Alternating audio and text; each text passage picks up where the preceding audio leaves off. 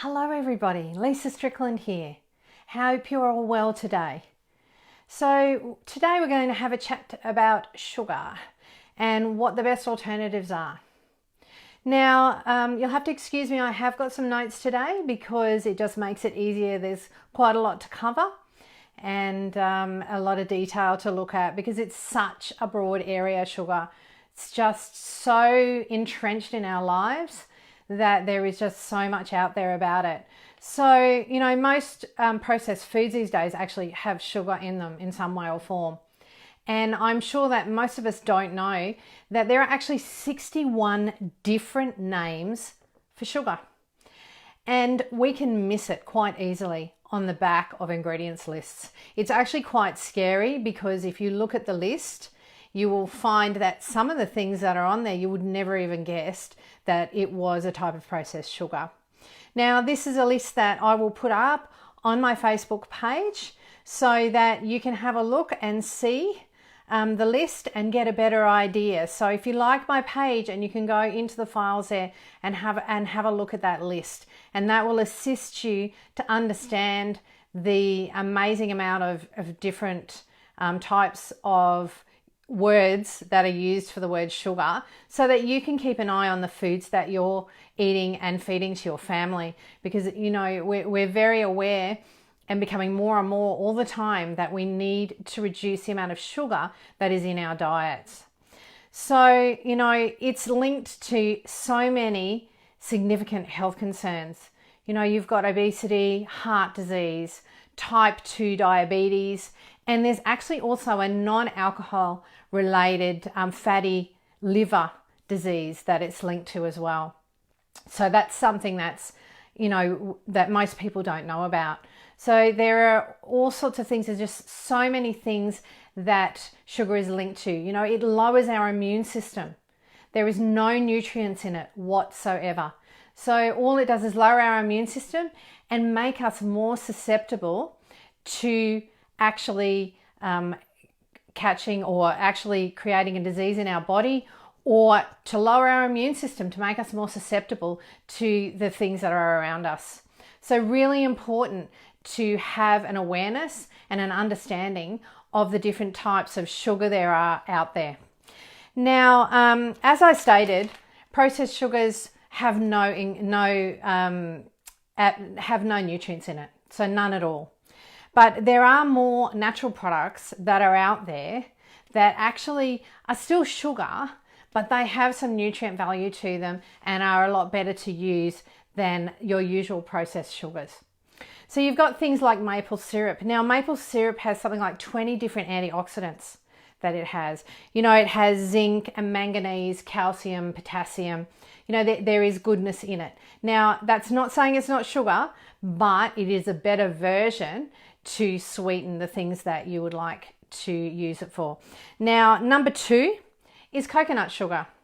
Now, coconut sugar actually contains a fiber called inulin, and inulin actually helps lower or stabilize your blood sugar levels. So coconut sugar is a really good option if you're looking for something to sweeten what you're eating. Now, things like honey. Now, honey has antioxidants in it as well. It contains vitamin B's, C's, amino acids, quite a few different nutrients that are really good for us. So there is another option. So number 3. Now, number 4 is dates. Now, dates, I love dates. Dates are full of fiber. And because of the fiber content, even though they're very high in sugar, that fiber content actually allows your blood sugar levels to stabilize. So it doesn't peak your blood sugar levels, which is fantastic. Now, the thing I do with dates is I actually make sugar out of it. So I make a date sugar. And what you can do is, it's really easy, rather than buying it in the supermarket and, they always add different things to these things. You can make your own pure date sugar and it's really quite easy. So you take the pits out of the dates and buy the Medigel dates because they're a lot more meatier. And I put them in the oven on a tray at about 100 for once sort of you hit the half-hour mark, just keep checking them. And they actually start to brown on the outside. Make sure that they don't burn though. And so you've got these dates. So once they sort of get quite firm and you think that, you know, they're brown enough without actually starting to burn, you actually turn the oven off and let them cool down. Then once they're cool, they'll harden right up and you can just throw them in the blender and blend them up. And there you have some date sugar. So really easy to do. Now, date sugar it's not as sweet. I have to be honest, it's not as sweet as what you're used to when you're dealing with processed sugars, but it's something you get used to having that is still going to sweeten things up. The other thing you can do is you can make a date paste. Now, date paste is really great, and there's lots of recipes out there for date paste. It's literally your dates and you just blend it together with liquid. So just have a look on Pinterest and just Google it, and you will find lots of different recipes for date paste. They're really good to put into, you know, if you're making a banana bread and that sort of thing, and not if you want that extra bit of sweetness and you know, that without actually putting any sort of sugar in there as such. So now the actual best type of thing to use for a sweetener and for sugars is fresh fruit.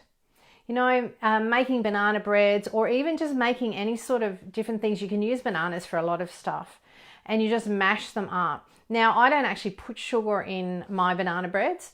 I actually just have banana in them because I find the bananas, if you leave them so that they are getting sort of a lot, you don't have them when they're green, just allow them to get a little bit brown and really ripe. And they are, that you don't need anything else other than that. So fresh fruit, you know, you can grind up all sorts of things and add them to your food when you're cooking your sweets that most people are using their sugars for.